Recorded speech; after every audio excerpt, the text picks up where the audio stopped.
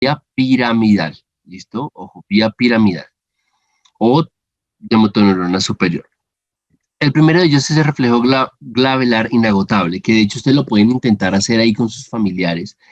¿Y en qué consiste? Ustedes básicamente hacen un golpeteo con los dedos a nivel del entrecejo y se dan cuenta que, claro, la primera respuesta que uno observa es el parpadeo como tal, pero ya después se dan cuenta que el parpadeo desaparece. Esa es la respuesta normal, es decir, al principio parpadeamos y luego desaparece esa respuesta.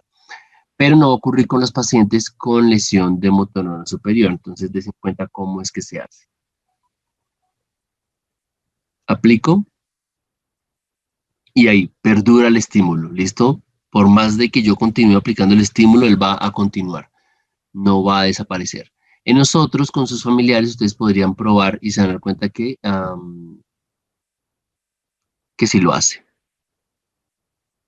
Profe, ¿qué es lo que tiene que suceder? ¿Cómo temblar? No. Lo patológico es esto, que no desaparezca el reflejo. Es decir, que cada vez que yo hago el golpeteo, el reflejo se presente. En nosotros, la respuesta normal es que el reflejo se integre. Es decir, al principio parpadeamos, pero ya después se dan cuenta que a medida que ustedes van aplicando el estímulo, la persona ya deja de parpadear. Cuando aplican el estímulo, ¿sí? No vayan a pensar, profe, pero mi familiar sigue parpadeando. Bueno, de pronto lo podrá hacer normal por la respuesta, pero es ante el estímulo, ¿listo? No se les vaya a olvidar. Profe, qué pena, no entendí bien. O sea, el patológico es que no tenga que parpadear. No, el patológico es que perdure el parpadeo. ¿Sí me voy a entender? O sea, tú lo aplicas a tu familiar, digamos a tu mamá, a tu papá, y te vas a dar cuenta que a medida que aplicas el estímulo, ellos van a parpadear las primeras veces. Ya después dejan de parpadear. Eso es lo normal. En lo patológico, tú observas que todo el tiempo el paciente va a parpadear. O sea, nunca se va a quitar ese reflejo, va a permanecer. Gracias, profe. Una Listo. pregunta, entonces, más o menos, ¿cuántas veces hay que aplicar el estímulo para No, determinar date si es cuenta, patológico? son como 5 o 6 veces. Ah, ok. Pueden hacer con sus familiares 5 o 6 veces y se dan cuenta que ellos ya no parpadean cuando ustedes aplican el estímulo. ¿Listo? Gracias, profe. Perfecto. Entonces, luego está el signo de Hoffman. Si quieren, lo pueden hacer ahí ustedes en su tercer dedo, ¿sí? El dedo del medio. Van a hacer una presión por debajo de la piel que se encuentra debajo de las uñas, como una especie de pellizco. Se dan cuenta que nosotros no generamos ninguna respuesta motora, apenas sentimos el estímulo. Cuando yo tengo una lesión de la motoneurona superior, observar esto. Des en cuenta cómo se flexiona el primer y segundo dedo. ¿Listo? Esto lo que me está mostrando es que es una lesión de esa vía piramidal. Volvámoslo a ver. Observen ahí, esa flexión.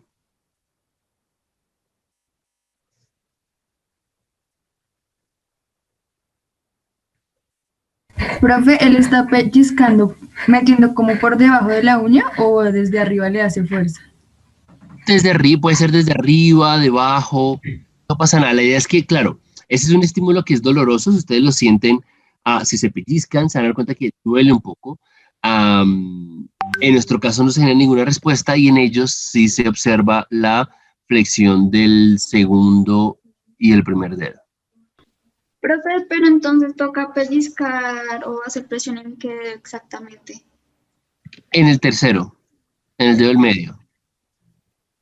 Gracias.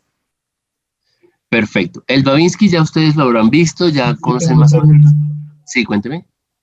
Cada uno de estos signos o reflejos patológicos definen una lesión diferente de la motoneurona superior o... No. Básicamente es lo mismo que yo encuentro, por ejemplo, en las lesiones como tal. Pueden ser que algunos de estos estén, como pueden ser que todos estén. O sea, por ejemplo, ustedes van a encontrar que no todos los pacientes generan clonus. El clonus es un síntoma de la lesión de motoneurona superior, pero no todos lo generan. Entonces, algunos sí, otros no, otros generan más tardíamente. Eso sí depende. Perfecto. O sea, podría ser cualquiera y si me indica que hay daño en la motoneurona superior, ya. Exactamente. Ok. Exactamente. Luego está el signo de Oppenheim, que es la misma respuesta del Babinski, pero lo que cambia es que el estímulo se hace sobre la tuberosidad anterior de la tibia. O sea, yo observo la misma extensión de Babinski, pero el estímulo ya no es en la planta del pie, sino sobre la tuberosidad anterior de la tibia. Desde en cuenta, esa es la respuesta normal que debería estar en nosotros, esa flexión como tal. Y la patológica sería la extensión. ¿Listo? Pero la misma respuesta a Bobinsky. Preguntas, chicos, dudas. Listo. Perfecto. Vamos ahora sí a pasar a la evaluación del sistema sensorial. ¿Listo? Que es lo que vamos a ver el día de hoy. Importante que ustedes tengan en cuenta, chicos, lo vamos a ver más adelante, pero es como la introducción al tema y es, hay 3 tipos de sensibilidad, la superficial, la profunda y la cortical. Los estímulos, usted puede utilizar muchas cosas, puede utilizar brochas, pinceles, por eso yo se los pedí, si ustedes quieren encender las cámaras, lo pueden hacer para hacer también la práctica ahí, si no, no ocurre tampoco nada. Y es importante que ustedes siempre evalúen la sensibilidad con los ojos cerrados. Acá en esta imagen ustedes van a encontrar como un resumen general de lo que vamos a ver hoy. Entonces, en la sensibilidad superficial vemos dolor, temperatura, tacto. En la profunda vamos a ver propiocepción o batiestesia, pilas, dolor profundo, vibración o palestesia y la varestesia, que es la misma presión. ¿Listo? Para que ustedes se vayan acostumbrando al uso de términos. Y en la cortical vamos a ver grafestesia, somatognosia, esterognosia, barognosia y la discriminación de 2 puntos. De forma general, esto es lo que uno evalúa en un paciente, pero claro, yo tengo que tener en cuenta cuáles son las características de mi paciente, qué tipo de lesión tiene, porque chicos, si yo me pongo a evaluar toda esta sensibilidad en un solo paciente, venga, me demoro perfectamente 1 hora y el resto de cosas que... Entonces, de acuerdo a la condición que tenga el usuario, yo decido qué sensibilidad evalúo y cuál no. ¿Listo? Acá simplemente yo puse esta imagen porque yo antes le daba esta presentación, pero se me iban perfectamente 2 clases hasta 3 clases con toda la presentación completa. Y ustedes ya sé que yo ya sé que ustedes vieron esto en otras disciplinas. Entonces, mis sugerencias para que ustedes entiendan un poquito más cómo es que funciona esta evaluación, que repasen y que estudien la fisiología del sistema somático. ¿Listo? Toda la parte de la sensibilidad, cómo es que evaluamos, para que lo tengan presente. Entonces, no se les vaya, por favor, a olvidar estudiarlo. Profe, perdón, ¿ahí tienes alguna bibliografía que nos puedas facilitar o algo para poder Sí, repasar? hay una. Yo a ustedes les compartí, chicos, que el libro, el de los primeros capítulos, ¿se acuerdan? Era Era de Purves, profe. genial. Para mí, esa es la mejor. Hay otra que se llama Neurociencia de Candel, pero si ustedes encontraron Purves difícil, Candel es mucho más, porque es mucho más profundo. Yo pensaría que la de Purves o la de... O sea, así era el primer paso. hay un micrófono encendido. Ay,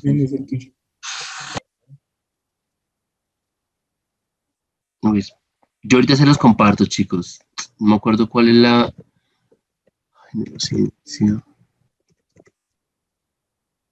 Hay otra que es más fácil. Y creo que ese libro está en la universidad, si no estoy mal.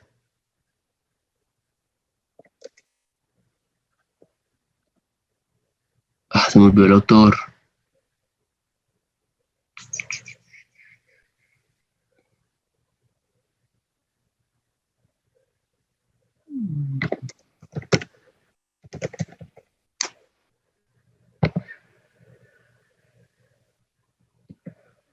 Creo que es de Bell.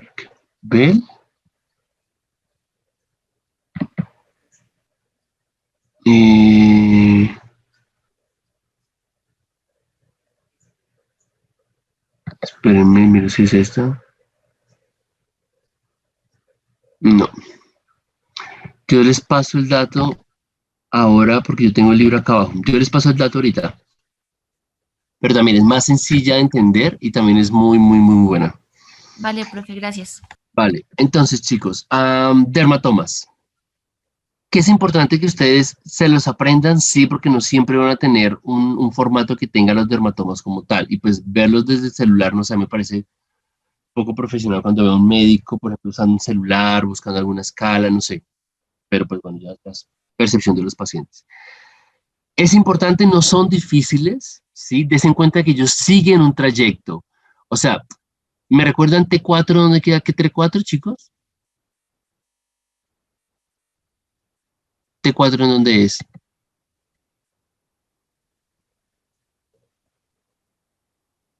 En el pecho. ¿Cuatro, profe?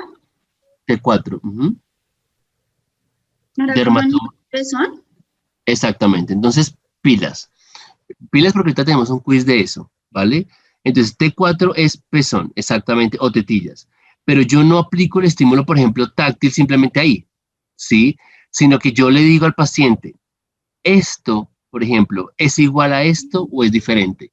A través del pincel, del algodón, de lo que yo quiero utilizar. Pero entonces yo sigo el recorrido del dermatoma. Por ejemplo, L3, voy por todo el dermatoma. ¿Esto es igual a esto o es diferente? No, no solamente es aplicar un punto y decir, ¿esto es igual a esto? No, no funciona así. Yo tengo que hacer todo el recorrido del dermatoma. ¿Listo? Para que ustedes lo tengan entonces presentes. No se les vaya a olvidar los dermatomas. Dime. Es decir, que dimos el recorrido por cada lateralidad. Exactamente, o sea, por todo el borde. Por ejemplo, C5. C5, ¿me recuerdan cuál es C5? ¿Borde qué? Cara lateral del brazo. Exactamente, bien. Entonces voy por toda esta región. Digo, ¿esto es igual a esto o es diferente? Ah, no, mire, es igual. No, lo siento más fuerte del lado izquierdo. No, casi no lo siento del lado derecho. ¿Sí? Eso es lo que puede referenciar a usted el paciente. Pero entonces yo tengo que aplicar el estímulo por todo el recorrido del dermatoma. No es simplemente aplicar un punto para que lo tengan presente. O sea, los puntos de los dermatomas Profe, una son... pregunta. ¿En la aplicación del estímulo se hace con algún tipo de velocidad esperada o algún tipo de No, fuerza? no. ¿Cómo se hace? Con fuerza sí puedes cambiar. Por ejemplo, si tú estás haciendo, puedes generar más o menos presión. Pero la velocidad puede ser la misma, o sea, no, porque no cambia nada. Lo que cambia de pronto es la intensidad si tú haces más presión, pero no cambia nada con la velocidad. Ah, ok, profe. O sea, que tú lo hagas más rápido y otro más lento, no. O sea, lo ideal es que sea con la misma velocidad porque eso no cambia, pero sí puedes cambiar las presiones. Hacer de pronto, por ejemplo, en este brazo puedes usar, no sé, un pincel y en el otro brazo puedes usar algodón, por ejemplo.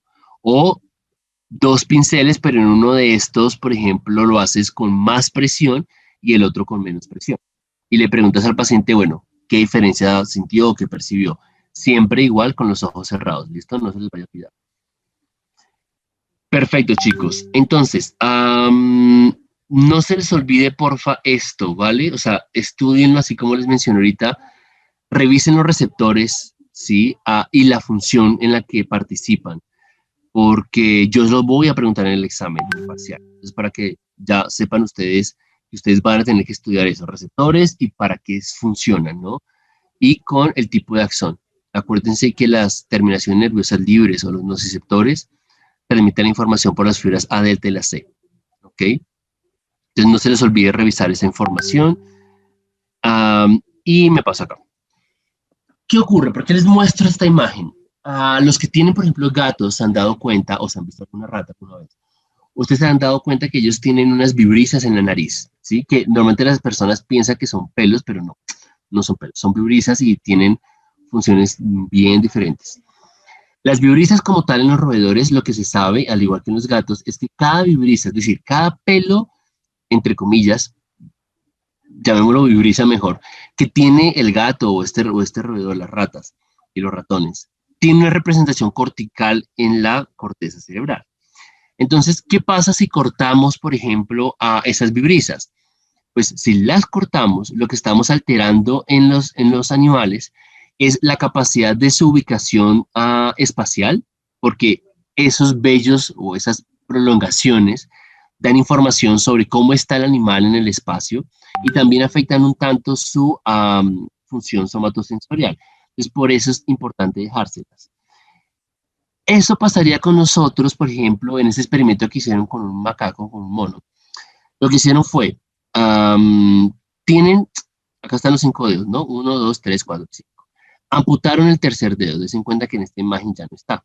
Y des en cuenta aquí cómo la figura 4, la representación del dedo 4 y la representación del dedo 2 incrementaron de tamaño. Es decir, hay un proceso de plasticidad cerebral y eso ocurre, por ejemplo, en personas que han perdido alguna extremidad. Solo que, chicos, tenemos que tener en cuenta que si yo, por ejemplo, tuve un trauma, por ejemplo, y me tuvieron que amputar algún segmento de mi cuerpo, hombre, la corteza no se va a modificar de un día para otro. Toma tiempo. Y hay algo que nosotros hacemos, bueno, que hace más terapia ocupacional, pero pues si el paciente no tiene acceso a ese servicio o de pronto no lo recibe como tal, ahí se dan cuenta, están viendo la imagen del muñón, ¿no? Sí, profe. Perfecto, entonces tenemos la pierna acá, está esta pierna, ¿no? Y está la pierna que tiene una amputación trastibial. Entonces, ¿qué ocurre? Hay guantes, hay diferentes tipos de guantes que son, no sé si ustedes han visto esos guantes que uno utiliza para quitar los pelos a los gatos cuando hay mucho, que tienen como diferentes texturas. Bueno, más o menos en terapia uno maneja ese tipo de guantes. Entonces, hay texturas más suaves, más ásperas, bueno. Y lo que yo hago con el guante y con el paciente observando su muñón es que simplemente hago una especie de movimientos, ¿sí? Como si fuera una especie de masaje, por decirlo así, alrededor del muñón. ¿Por qué? Porque eso le va a dar información a la corteza para que se reorganice y ya no piense que la pierna tiene toda la extensión completa, sino que realmente va hasta cierto punto. Entonces, para que lo tengan bien, bien presente. Y uno maneja eso mucho con los pacientes amputados, ¿listo? Para minimizar esa sensación de miembro fantasma con la que ellos hay veces duran bastantes meses. Vamos a ver ahora esto, por ejemplo. Les voy a mostrar este experimento así muy rápidamente. Un experimento que es un tanto sencillo, que es muy, muy fácil de desarrollar. Ustedes pueden buscar otros. Yo creo que acá sí, de la BBC, pero ustedes pueden buscar otros donde muestran un poco más la respuesta de la persona del lado de la mano que supuestamente está oculta, ¿no?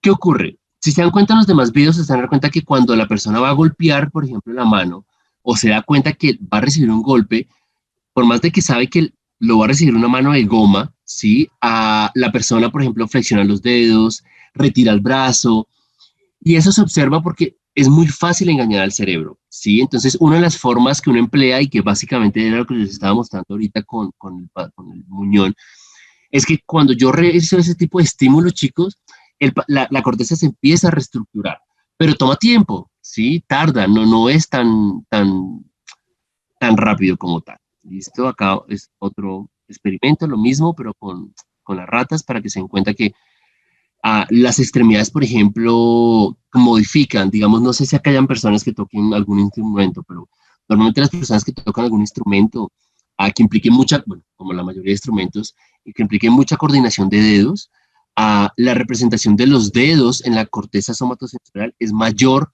que en aquellas personas que no lo hacemos, ¿sí? Entonces, pues para que se den cuenta que esos cambios existen, no solamente en condiciones patológicas, sino también, digamos, en condición de normalidad. No se les olvide entonces, de verdad, vuelvo a repetirlo, los receptores como tal y las vías, ¿listo? Que eso ustedes ya lo deben haber visto. Entonces, vamos a comenzar con esa evaluación como tal. ¿Qué es importante? No se les olvide, ojos cerrados siempre, por favor.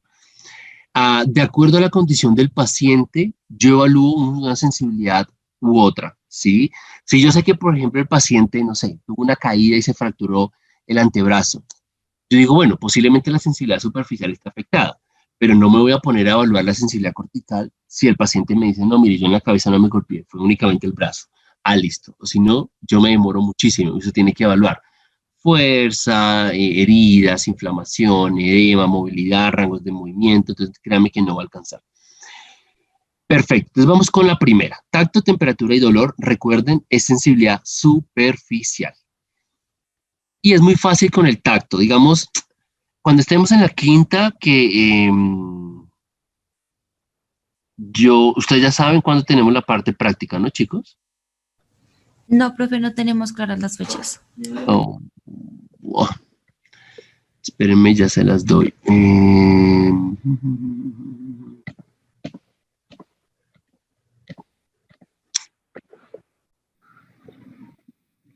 Ya les digo cuáles son. Son solamente 2 días. Personalmente me gustaría que todos fueran, sí, opa, porque, hombre, o sea, no es lo mismo que tú lo veas a tener que hacerlo. Entonces, a mí sí me gustaría que todos fueran, pero bueno, eso depende obviamente de las personas con las que convivan, ¿no? Y el riesgo que tengan. Entonces, espérenme, ya les digo cuáles son esas fechas. Esas fechas van a ser el 20 de mayo, el 20 de mayo y el 13 de mayo.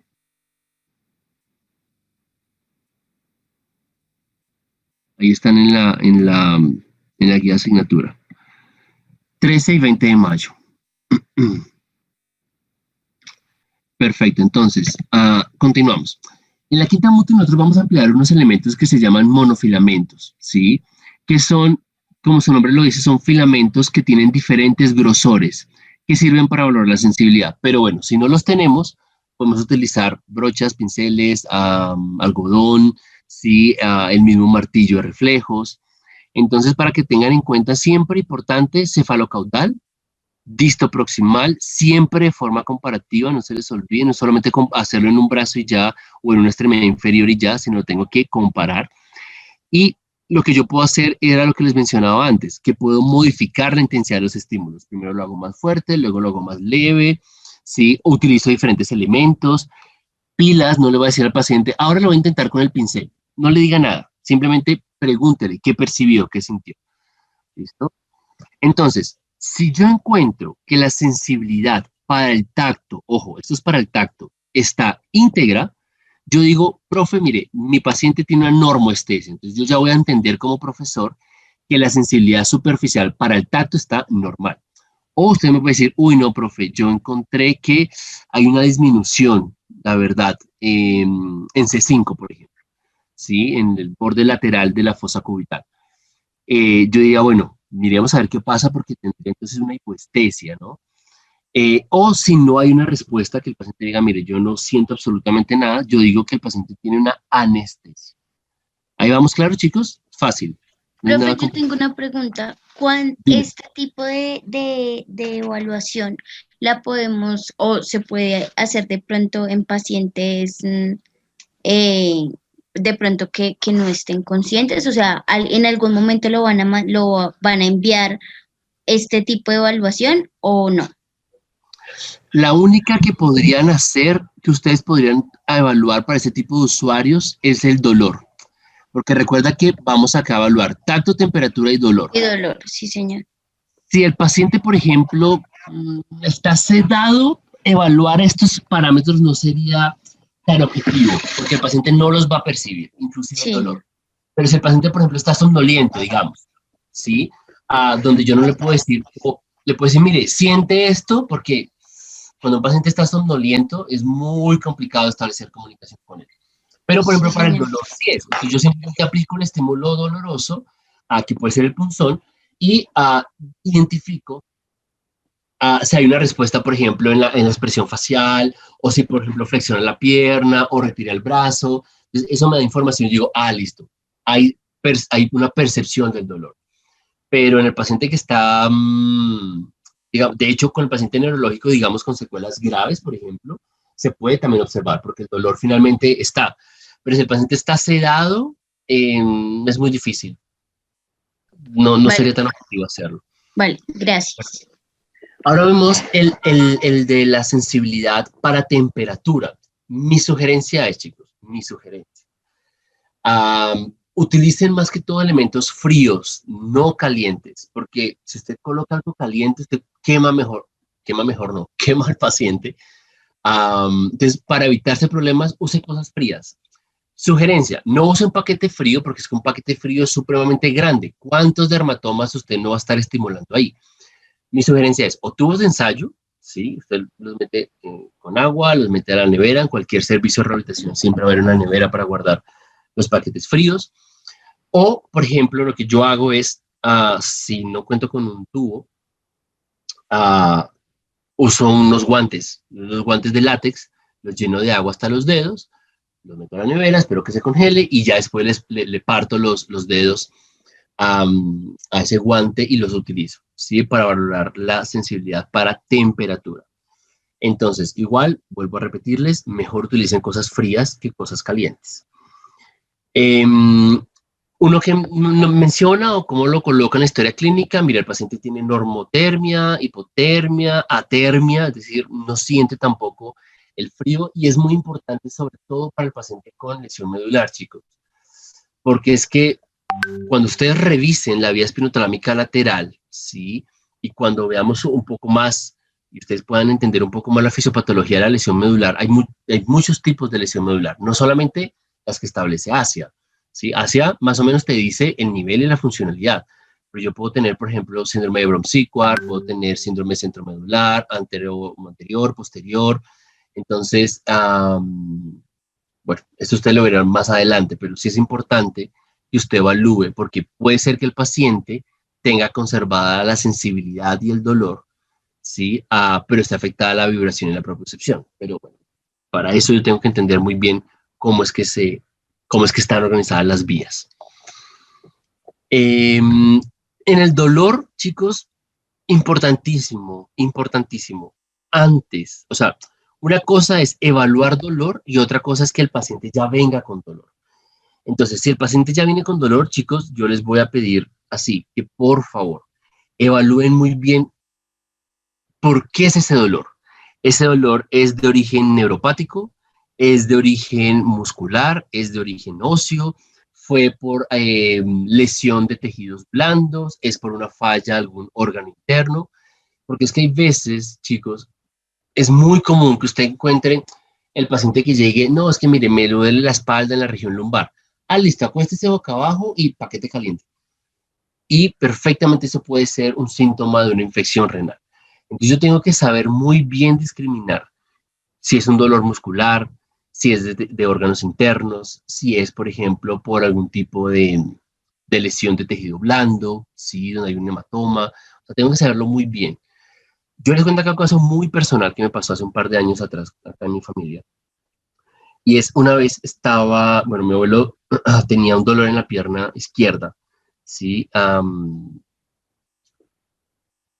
Y mi mamá me dice, bueno, listo, Jason, su abuelo tiene dolor en la pierna, su abuelo ha sido buena gente con usted, entonces, por favor, va a la casa de él y le hace un masaje. Yo le dije, yo odio, los que me conocen más o menos saben que no soy como tan amigo de los masajes. Sé que son muy importantes y que tienen unos efectos muy positivos, no lo niego, pero si ustedes me dicen, profe, ¿hace masaje o hace aplicación de electroterapia, más ejercicio terapéutico, más, no sé, realidad virtual, qué sé yo? Mire, prefiero aplicarle todo el resto al paciente, excepto masaje. Entonces yo decía, bueno, mami, no sé, tendría que ver, a ver si mi abuelo de verdad necesita el masaje, o sea, no es hacer masaje por hacerlo. Entonces, bueno, yo fui, sí, y yo me di cuenta que el dolor que él tenía no era muscular, no era un dolor que el masaje pudiese mejorar. Entonces, bueno, ella sigue insistiendo que por favor que le haga masaje, que mire que le duele, que mire que su abuelo ha sido buena gente, que no sé qué, etcétera, que le paga la sesión, bueno. Yo insistí, yo decía, yo no le voy a hacer masaje, ¿sí? Y prefiero que lo envíen al médico para saber por qué está doliendo. Porque desde mi punto de vista no era ni dolor nervioso, ni muscular, no había hematomas, o sea, nada.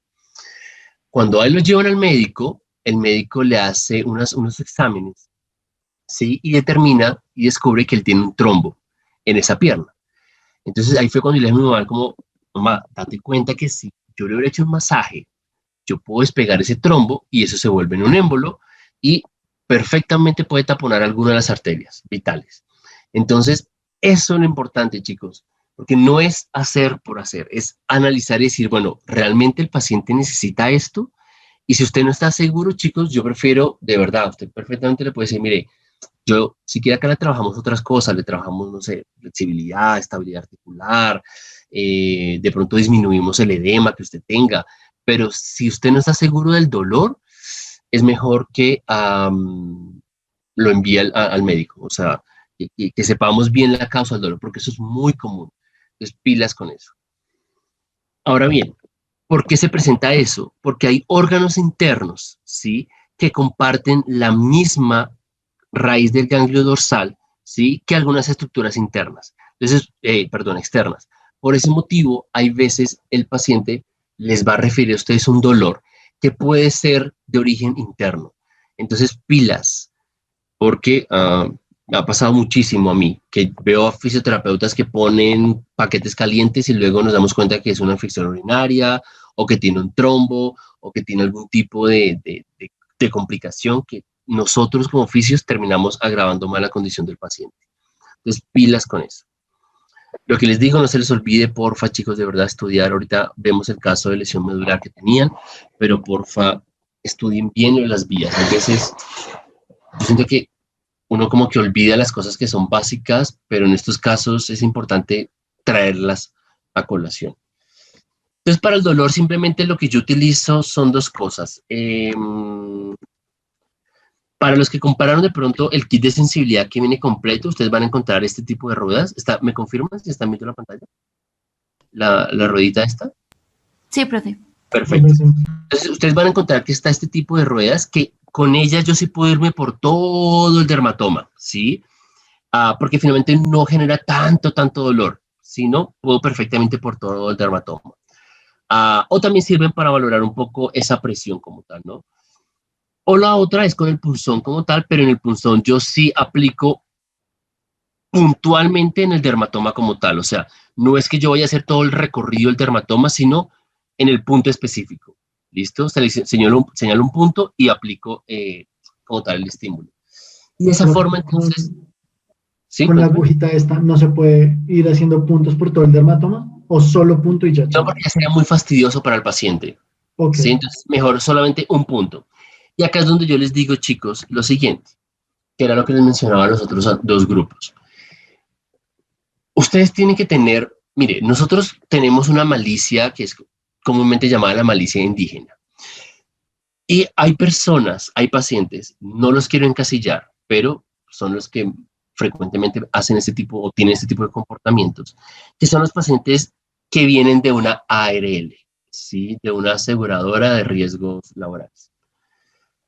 Esos pacientes tienen una condición particular. Primero, algunos de ellos tuvieron accidentes laborales, otros tienen enfermedades laborales crónicas, o sea, de años, y muchos de ellos, o sea, lo vuelvo a mencionar, no quiero encasillarlos, pero muchos de ellos buscan un beneficio secundario o buscan ganar una demanda, por ejemplo, y tener una indemnización económica, o buscan, por ejemplo, obtener una pensión rápido y ya no tener que trabajar más.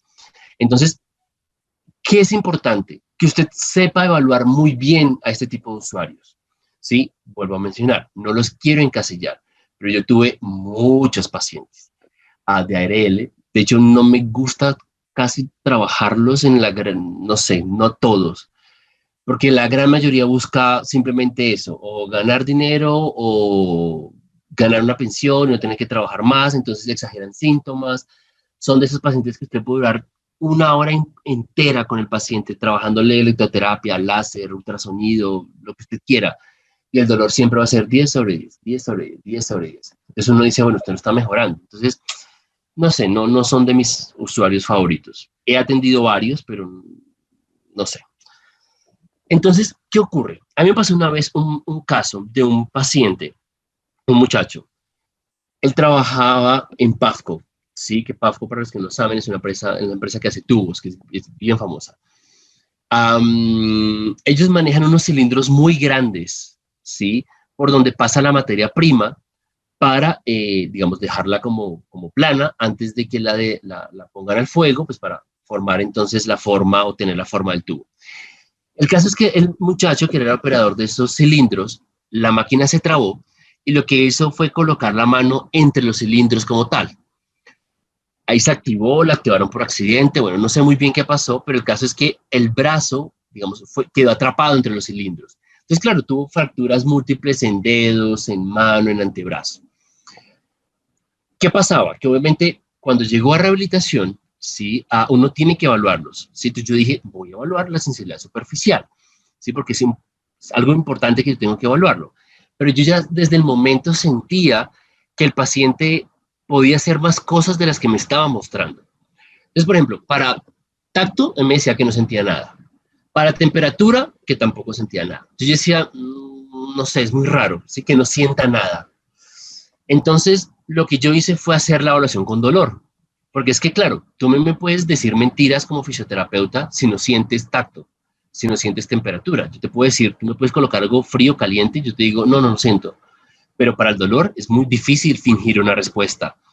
Entonces, cuando yo apliqué el punzón, ¿sí? Para ver si él realmente no sentía, claro, lo que yo observé fue una flexión de los dedos y un gesto como tal en el rostro. Yo me di cuenta, dije, sí, para dolor siente, la vía para la temperatura también. Entonces, pilas con ese tipo de usuarios. Hay que ser más cautelosos en la evaluación de ellos.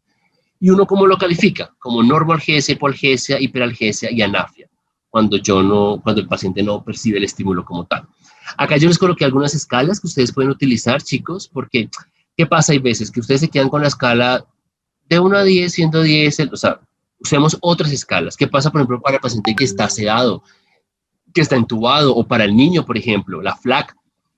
Es una escala súper buena para evaluar a ese chiquito que no tiene todavía la capacidad de comunicarse o que está sedado, ¿sí? O que por su condición neurológica no establece contacto con el medio. Entonces, hay veces los chicos que están en la práctica de pediátrica dicen, bueno, profe, pero pues si no establece contacto con el medio, ¿para qué valorar dolor? No, es importantísimo valorar dolor, ¿sí? Porque finalmente el dolor genera cierto disconfort en el paciente, que es importante tenerlo presente. ¿Preguntas hasta ahí de sensibilidad superficial, chicos? Bien. No, profe. Listo, entonces vamos ahora con sensibilidad profunda. Y ahí usamos o la propiocepción o batestesia, la vibración o palestesia o la varestesia, que es la misma presión. ¿Listo? Entonces, para valorar la propiocepción, muy fácil. Usted coloca a su paciente en sedente, en decúbito supino, en la posición que usted considere. Y, por ejemplo, toma la mano derecha. ¿Listo? Entonces, ubica la extremidad derecha de la siguiente forma. El hombro con 90 grados de abducción, el codo semiflexionado, la mano y los dedos hacia abajo. Y le pide a la persona, obviamente ella debe tener los ojos cerrados antes de hacer todo esto, que ubique su extremidad izquierda de la misma forma que la derecha. De esa forma yo me doy cuenta de la propiocepción, si está o no está alterada. Otra forma es a través de la manipulación, por ejemplo, las articulaciones, pero pues yo prefiero la primera que les mencioné, es mucho más rápida. ¿Sí? Yo puedo colocar, por ejemplo, no sé, la cabeza, por ejemplo, en un lado, la coloco en neutro y le digo que lo repita al lado contrario. Listo, pum. Perfecto, su propiocepción está bien. Igual, normobatestesia, hipobatestesia o la abatestesia, ¿listo? Cuando no está presente como tal. Ahora, para la vibración o palestesia, yo empleo un diapasón, que es lo que vamos a hacer allá en la quinta mutis. Allá tienen varios, entonces la idea es que los usemos para que ustedes puedan evaluar esta sensación de vibración o palestesia en sus compañeros. Y se van a dar cuenta cómo es que se hace. Esto solamente se ubica, chicos, sobre prominencias óseas, ¿listo? Solo sobre prominencias óseas. Entonces, vamos a evaluar, por ejemplo, acá en este caso, la sensibilidad vibratoria en miembros inferiores. Yo golpeo el diapasón y lo coloco sobre la prominencia ósea, ¿listo? Recuerden, solo sobre prominencias óseas. Y le pregunto al paciente, bueno, ¿dónde percibió? ¿Dónde fue el estímulo? ¿Fue más fuerte de un lado que en el otro? Etcétera. ¿Listo? Para que lo tengan presente. Igual ya yo les mostraré allá en la quinta cómo es que se usa. Y acá, chicos, hay un error porque no es batestesia. Batestesia es de propiocepción, sino es varestesia. ¿Listo? Para que copien aquí. Entonces, no normo batestesia, sino normo varestesia. Y en la presión simplemente yo genero presión sobre las extremidades y le pregunto al paciente si es igual, si es diferente, no es nada complicado, y la coloco. Estos exámenes que les estoy mostrando ahora, chicos, claro, para nosotros no son complicados, pero para un paciente con alteración en la sensibilidad, créanme que sí lo va a hacer, ¿ok? No se les olvide, esto es sensibilidad profunda. ¿Preguntas, dudas? ¿Cómo se hace este examen, profe? Cuénteme. ¿Cómo se hace este examen? No, en este simplemente con los dedos, ¿sí? O sea, yo simplemente hago presión, por ejemplo, con mis dedos sobre la estructura que yo quiera evaluar y le pregunto al paciente si percibe o no la presión. No es nada complicado. ¿Y se pasa por los dermatomas a evaluar o tiene Sí, algún... sí. Dependiendo de la extremidad, por ejemplo, si es una lesión de plejo braquial, ¿sí? Pues hombre, evalúe simplemente desde, yo tomaría C3 hasta T1, T3, hasta ahí yo evaluaría, porque los demás no harían, no son tan importantes, ¿sí? Si es una lesión, por ejemplo, de plejo braquial. Bueno, si es una lesión, por ejemplo, una lesión de la médula espinal, bueno, tendría que mirar entonces, bueno, cuáles serían las estructuras afectadas, a qué nivel, y de acuerdo a eso yo lo evaluaría.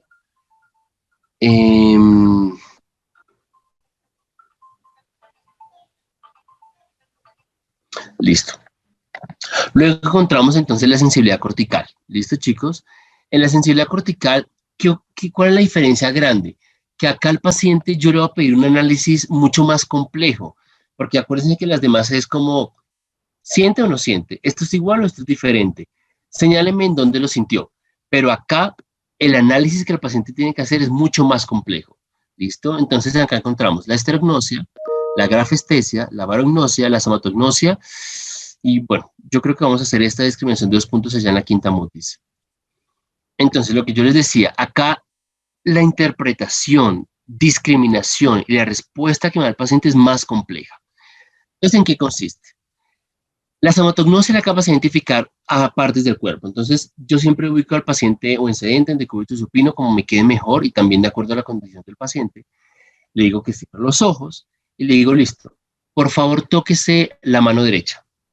Por favor, tóquese el hombro izquierdo. Por favor, toque la rodilla derecha, izquierda, la oreja derecha. Bueno, es común que las personas con trauma craneoencefálico presenten este tipo de alteraciones. No todas, pero en algunos casos ustedes van a encontrar que esa pérdida de la conciencia corporal es muy común en este tipo de casos. La esterognosia es la capacidad de reconocer objetos, pero ojo, ustedes lo que hacen es, sientan por ejemplo al paciente, le pasan un objeto en la mano derecha y otro en la mano izquierda. Obviamente el paciente con los ojos cerrados. El paciente solamente va a poder manipular los objetos con la mano que tiene el objeto. No es que manipule con ambas, no, únicamente con esa mano. Porque si manipula con ambas, puede ser que el lado contrario ayude a poder discriminar de qué objeto se trata. Entonces, no sé, le puedo pasar un cubo, un celular, diferentes tipos de objetos, un balón, una pelota de ping-pong, y le intento preguntar. Él puede decir, listo, es una pelota. Yo le pregunto, bien, sí, pero ¿es una pelota de qué? ¿A qué se le asemeja? No, mire, es una pelota como de ping-pong. Perfecto. Le puedo pasar, por ejemplo, no sé, algún tipo de elemento y que lo asocie, que me diga, no, mire, esto parece un destornillador. Perfecto. ¿Sí? Ese tipo de información, o sea, que no solamente sea que me diga, listo, sí, un círculo, una pelota, un balón, no, un poco más de detalle. Y siempre con la mano, chicos, con una única mano, no con las dos. La grafestesia es la capacidad de identificar símbolos, ¿sí? O figuras, pero esas figuras y esos símbolos se hacen en la palma de las manos o en la planta de los pies únicamente. Yo no le voy a escribir en la cara ni en la espalda, ¿sí? Son figuras, entonces no le voy a escribir, por ejemplo, en la palma de la mano I love you y que él sepa de qué se trata, no. Esto es simplemente con círculos, triángulos, cruces, algunos números o letras, ¿sí? Y yo cambio los tamaños. Entonces, por ejemplo, en una mano puedo hacer un círculo grande y en otra pequeña. Y le digo, bueno, ¿qué sintió? Ah, no, mire, es un círculo, pero el círculo de la izquierda es como más pequeño que el de la derecha. Ah, perfecto. ¿Listo? Entonces, para que lo tengan presente. Y en la barognosia es con pesos. Pero entonces, lo siguiente, chicos, igual. El paciente con las manos bien abiertas, cerrados los ojos, y yo le paso el peso, digamos, que puede ser diferentes objetos con diferente peso o manejando ya peso como tal, pero que no tenga la capacidad de manipularlo. O sea, simplemente que perciba. ¿Listo? No es, por ejemplo, si yo le paso, no sé, de estas pesas que vienen como para ajustar, que son bien pequeñitas y que son, por ejemplo, no sé, una libra, ¿sí? Una libra y media. Entonces, claro, yo no le permito al usuario que lo manipule, sino simplemente que sienta el peso y que me diga cuál es mayor, si son iguales, si hay alguno que es menor. ¿Está eso claro, chicos? Sí, señor. Listo. Señor. ¿Preguntas, dudas hasta ahí? Profe, ¿me podrías repetir la grafestesia? La grafestesia es la capacidad de identificar símbolos, pero esos símbolos solamente se hacen en la palma de la mano o en la planta de los pies, o sea, no en la espalda, no en la cara, o sea, no en el tórax, simplemente en la planta y palma de la mano, ¿listo? Listo, profe, gracias. Vale.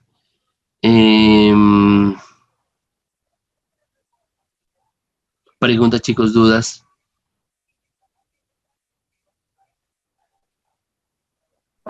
No, señor. Listo, perfecto, chicos.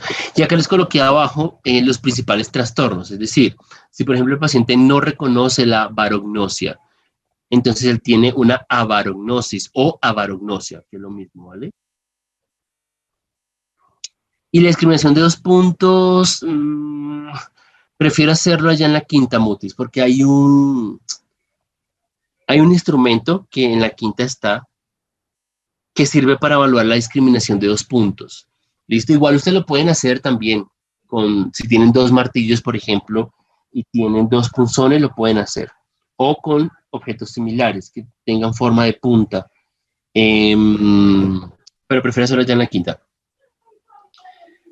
Preguntas, chicos, dudas, algo que les gustaría que aclaremos.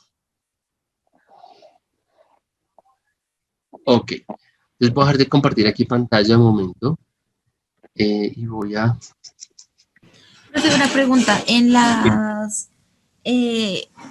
los exámenes corticales, ahí se pueden ver todo el tema de síndrome, por ejemplo, de negligencia y esos. O sea, ¿se usan para diagnosticarlos? ¿O como No para ver si lo presentan? tanto. Ahí sería más, ¿te acuerdas cuando vimos integridad refleja, en donde yo le pido a la persona que se dibuje, por ejemplo?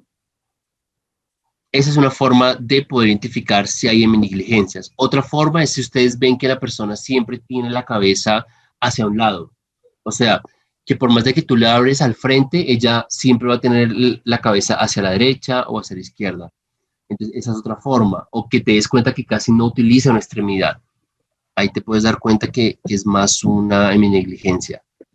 Porque en la sensibilidad cortical es que es muy difícil, chicos. Por ejemplo, si la persona tiene una pérdida, digamos, un trauma craneoencefálico, ¿sí? Se cayó del sexto piso, tuvo un trauma craneoencefálico severo, y él no me establece contacto, es muy difícil que yo evalúe la sensibilidad cortical, porque yo le voy a decir, ¿qué objeto es más pesado?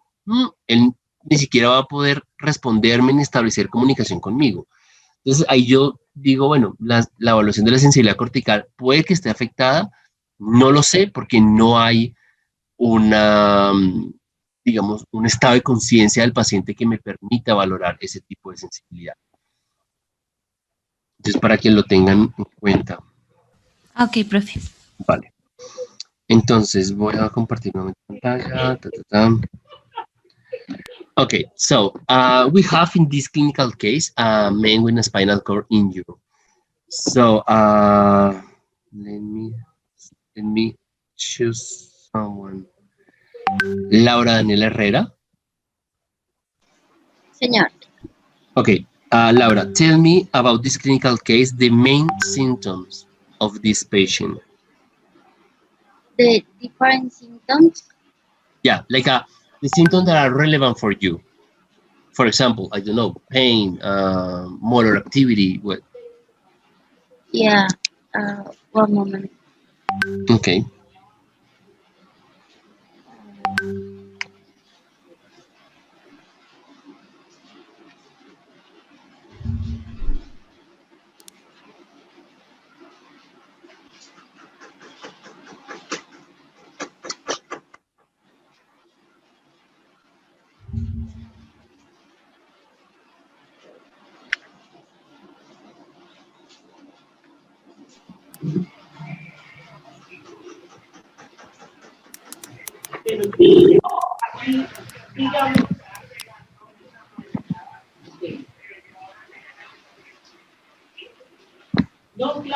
Laura?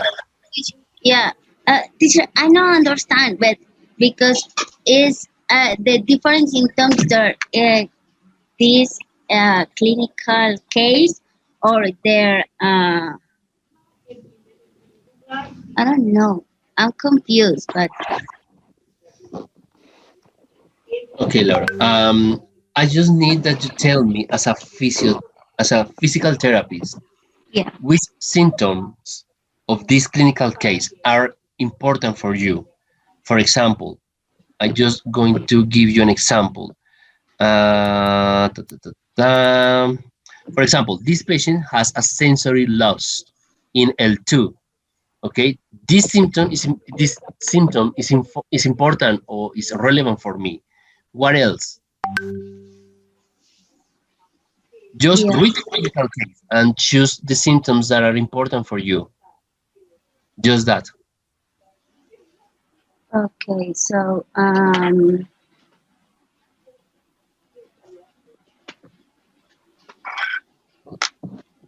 maybe the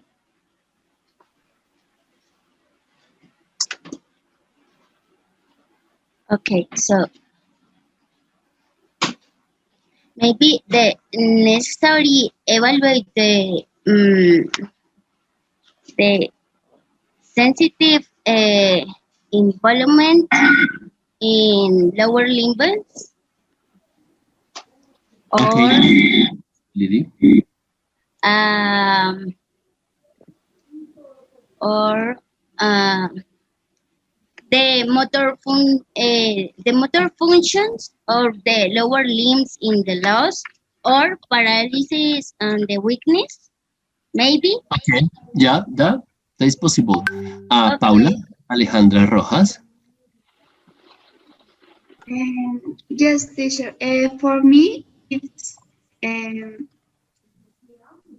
sorry. 1 moment. Okay, It's the loss in the sensory in dermatome L2 below it. yeah. What else? Um, what else? Yeah, like is clear the question for you guys? Yes, teacher. Okay, so The just symptoms, no? yeah, I need that you recognize the symptoms of the patient. So one of them is the sensory loss. What else? Teacher, do you hear me? Which one? Sorry. The deep tendon reflexes also. I think so. Yeah, yeah, that is true. It's another important symptom that I have to analyze. Okay, what else? Me, teacher. Okay, tell me. Flaccid muscular tone. Yeah, totally. It's another one. Absence of bulbocavernous reflex. Yeah, that is another one. What else? I think that there is a pain sensation. Yeah, and pain. The decrease of muscle tone, Yeah. which The is intermittent lateral. pain. Sorry? Intermittent pain. Yeah, that is another symptom that is important for me. Okay. we have this type of symptoms. So, Santiago Martinez. Yes, teacher. Okay, Santiago. According to this clinical case, which type of lesion of a spinal cord injury has the patient, according to the ASIA scale? Okay, according to the ASIA scale, it can be concluded that the patient injury on the ASIA scale, I think, is may have the result of classification A.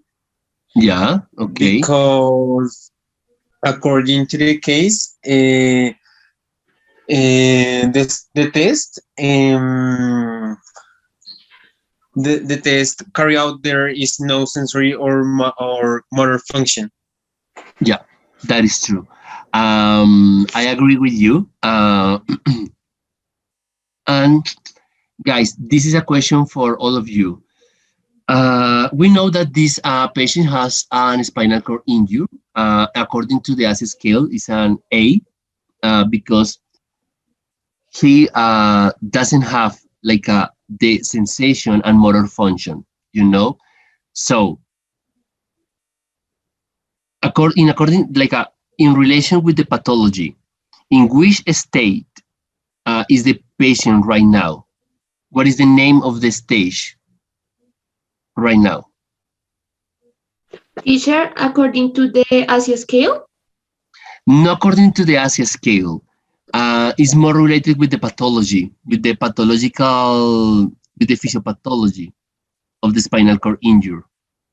Because you have to take into account this. The bulbocavernosus reflex is absent. So if this reflex is absent, the patient is in which state? Is in which phase or stage? Remember the last class.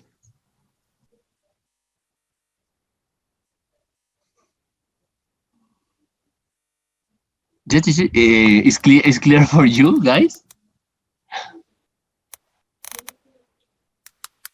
I think no. You can repeat, please. Okay. This reflex, bulbocavernosus reflex, was absent in this patient. So remember, when I have a patient without superficial reflex, what is the name of the stage? I know, but I don't know how to say it in English. Can I say in Spanish? Yeah, totally. Don't worry. Rigidez? No, because it's a spinal cord injury. Remember that this syndrome is Espasticidad.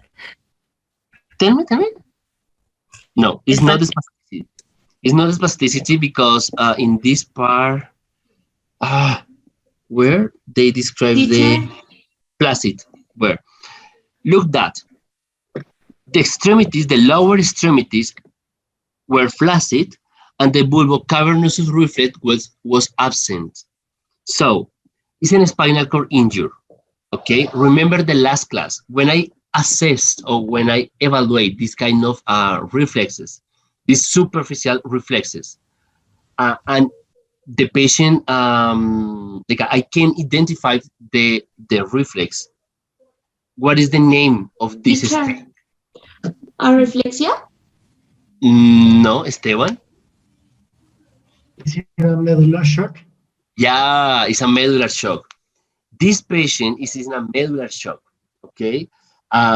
Because remember, when this type of reflex are absent, I know that the patient has a neuroinflammation in the spinal cord injury. So I have to wait a couple of weeks or months, depending on the patient and the type of lesion, to identify or to recognize the symptoms, and to recognize the progression of the disease, the disease progression. So yeah, you have to be careful about that, Mainly this symptom and this one. Teacher, I have a question. Tell me. In shock medular, present absence of reflex or also decrease of reflex? Depend of the patient, but you can identify, for example, or recognize both of them, like at the absence of all of the osteomuscular reflexes, and you can identify the superficial reflexes until the patient goes out of the shock, the medular shock. Okay, teacher, if the patient have decreased reflex, also can be shock medular, yes? Yeah. Okay. Yeah. Listo, chicos. Entonces, preguntas, dudas que ustedes tengan. Bien. Yo, profe. Una cosita.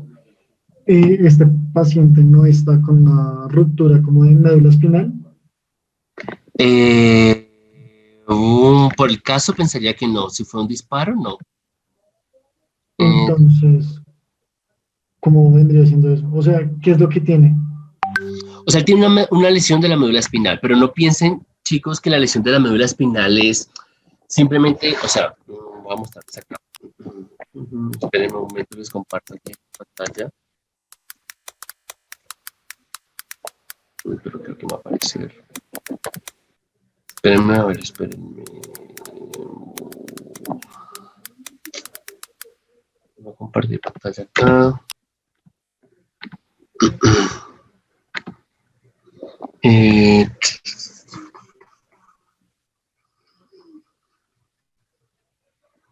Acá.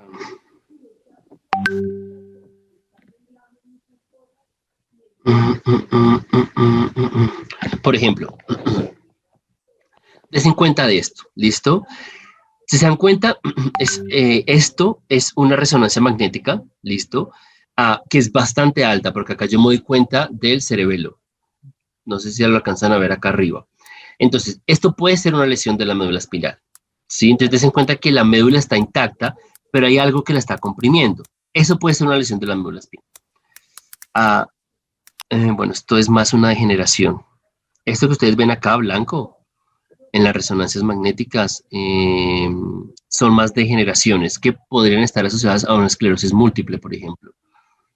Pero quiero mostrarles otra lesión de médula espinal. Esperen, injured.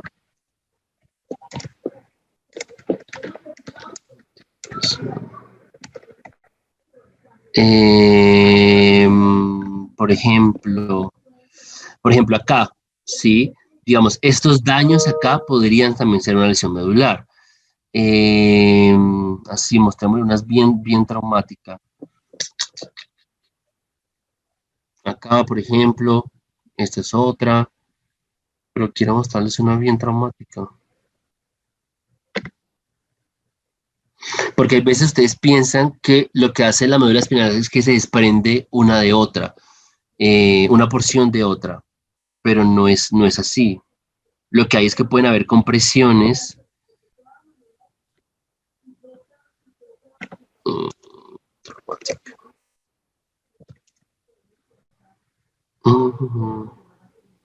Dios, por ejemplo esta, ¿sí? Entonces des en cuenta que yo tengo una fractura como tal, que hay un desplazamiento y que me desvía como tal la médula espinal. Entonces, claro, de acuerdo al tipo de lesión, yo voy a encontrar entonces una sintomatología como tal y una probabilidad de pronóstico.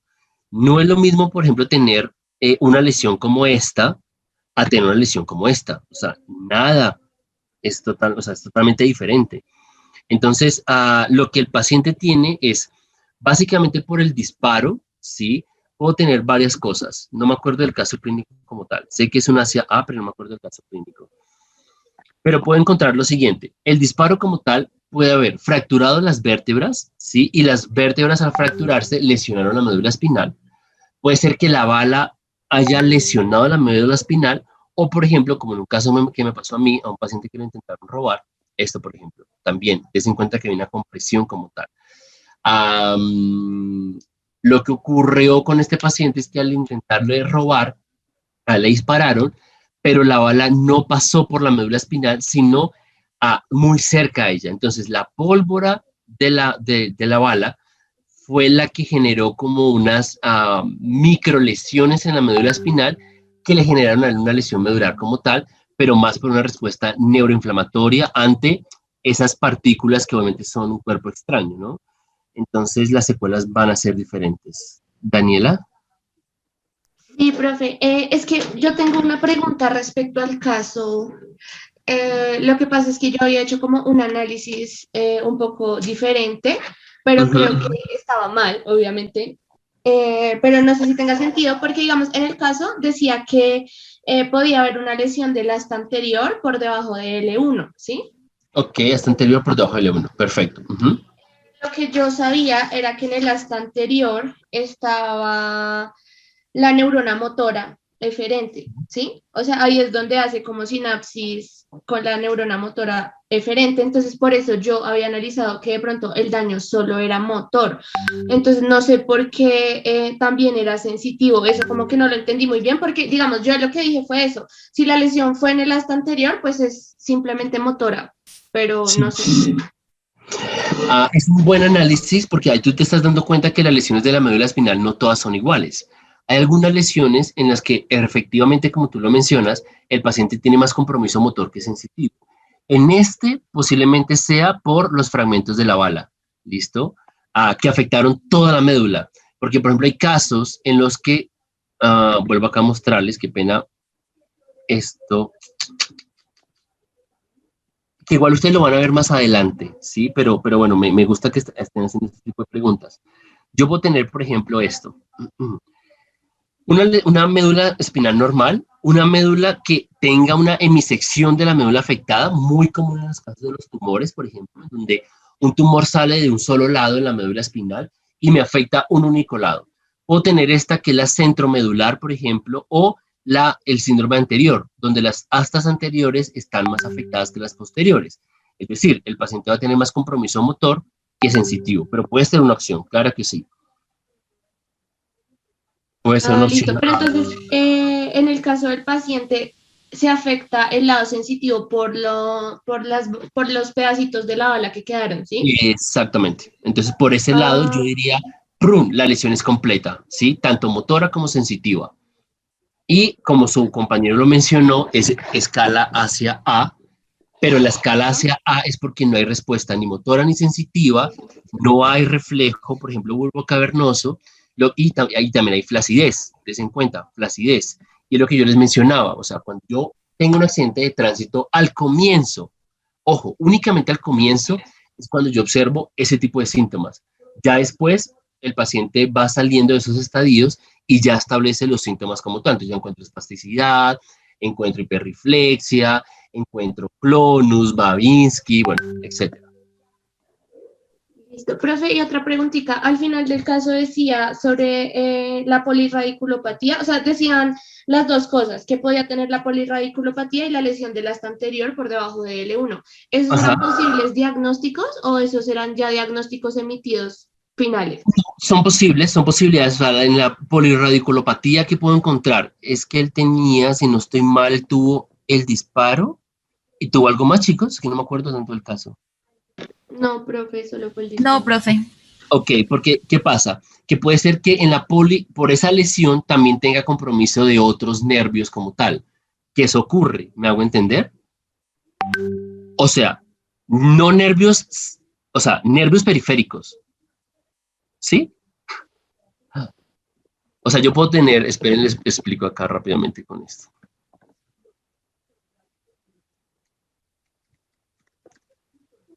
Entonces,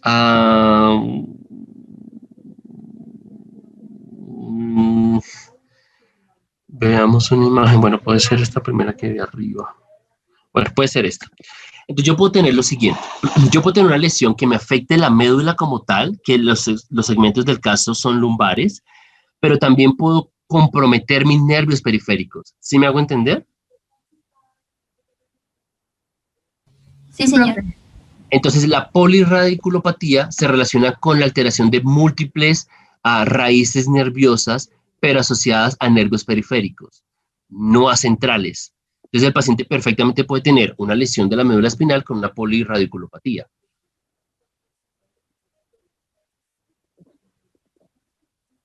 O sea, acá, por ejemplo, chicos, digamos, puedo tener la lesión acá, pero mis nervios periféricos también se pueden ver afectados. Si el paciente, por ejemplo, sufre una fractura, ¿sí? Entonces, puede tener la lesión de la médula espinal, pero adicionalmente también hay compromiso de nervios periféricos.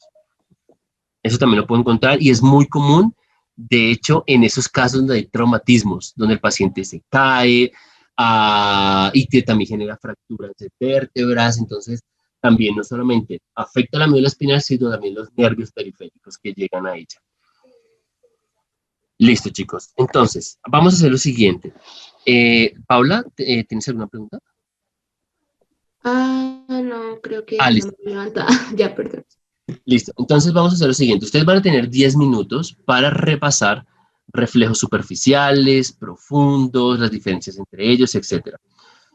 Lo que vimos en la primera clase, y el trabajo que ustedes van a tener que hacer para dentro de 8 días. Dentro de 8 días vamos a trabajar el tema de pares craneales. ¿Listo? Entonces, ustedes van a hacer una presentación, una exposición, en la cual yo les voy a compartir a ustedes un link en OneDrive, donde ustedes van a registrarse de acuerdo al par craneal que ustedes hayan seleccionado. Para este trabajo yo pensaría que ustedes podrían organizarse a parejas, si al caso, sí, de parejas.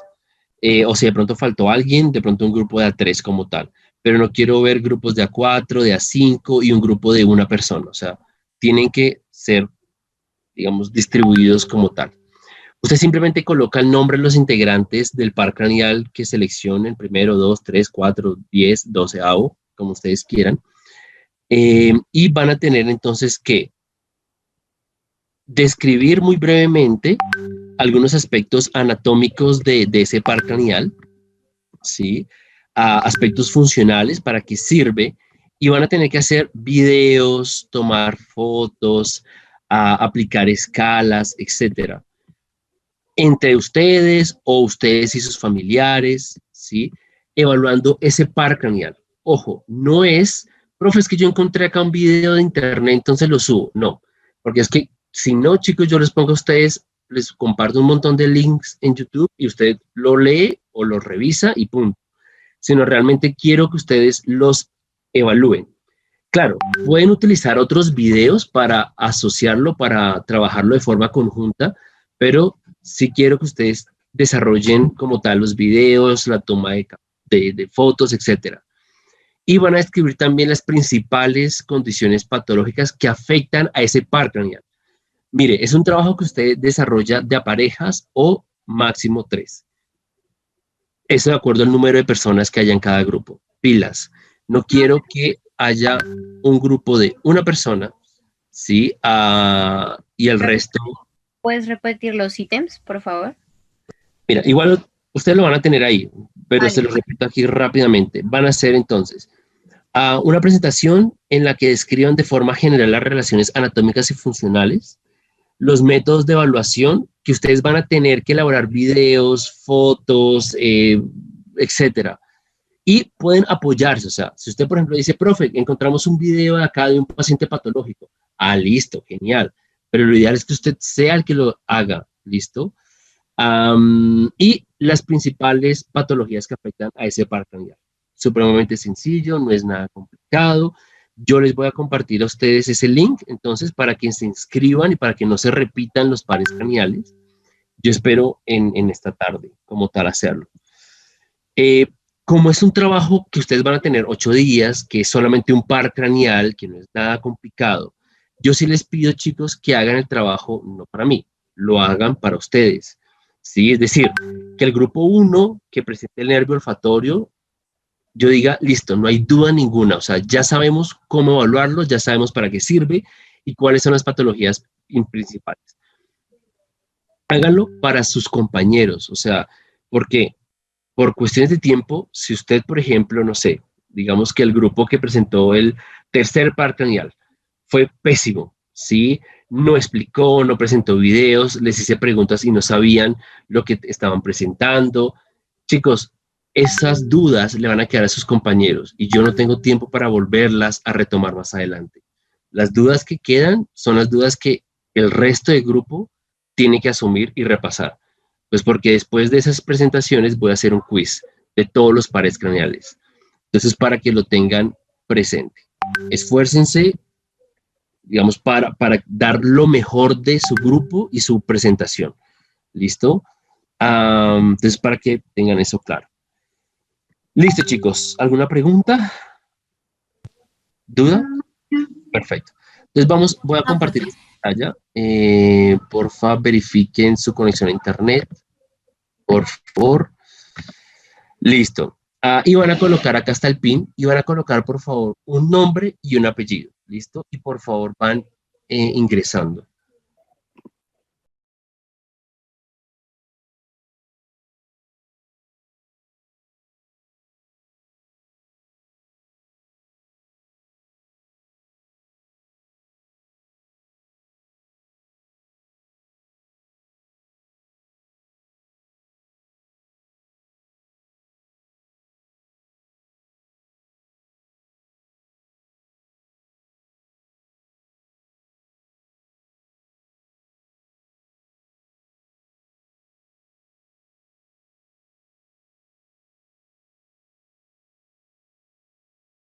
Acuérdense, lo que principalmente uno ve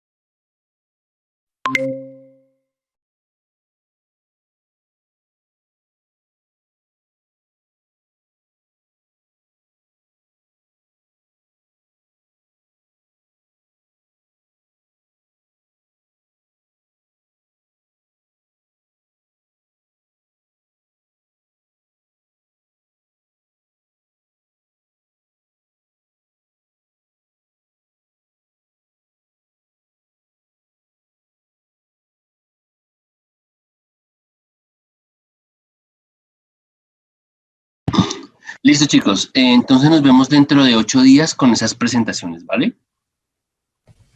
Vale, profe, gracias. Listo, cuídense. Listo, profe, muchas gracias. Chao. Gracias, profe.